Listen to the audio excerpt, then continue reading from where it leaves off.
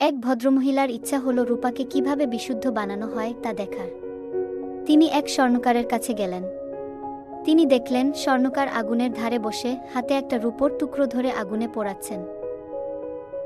স্বর্ণকার বললেন, রূপোকে সম্পূর্ণরূপে বিশুদ্ধ করতে হলে এটাকে আগুনের মাঝখানে, যেখানে শিখার তাপ সবচেয়ে বেশি, সেখানে ধরে থাকতে হয়। ভদ্রমহিলা বললেন, তার মানে যতক্ষণ না রূপা বিশুদ্ধ হচ্ছে ততক্ষণ আপনাকে আগুনের সামনে বসে থাকতে হয়। অবশ্যই স্বর্ণকার বললেন, শুধুমাত্র আগুনের সামনে বসে থাকলেই চলবে না, সারাক্ষণ রূপার দিকে চেয়ে থাকতে হবে। মহিলা কিছুক্ষণ চুপ থেকে বললেন, আপনি বুঝবেন কিভাবে যে রূপা পুরোপুরি বিশুদ্ধ হয়ে গেছে? স্বর্ণকার হেসে বললেন, এটা সহজ ব্যাপার। যখন আমি আমার মুখের প্রতিবিম্ব রূপার মধ্যে দেখতে পাবো, তখনই বুঝবো রূপা বিশুদ্ধ হয়ে গেছে।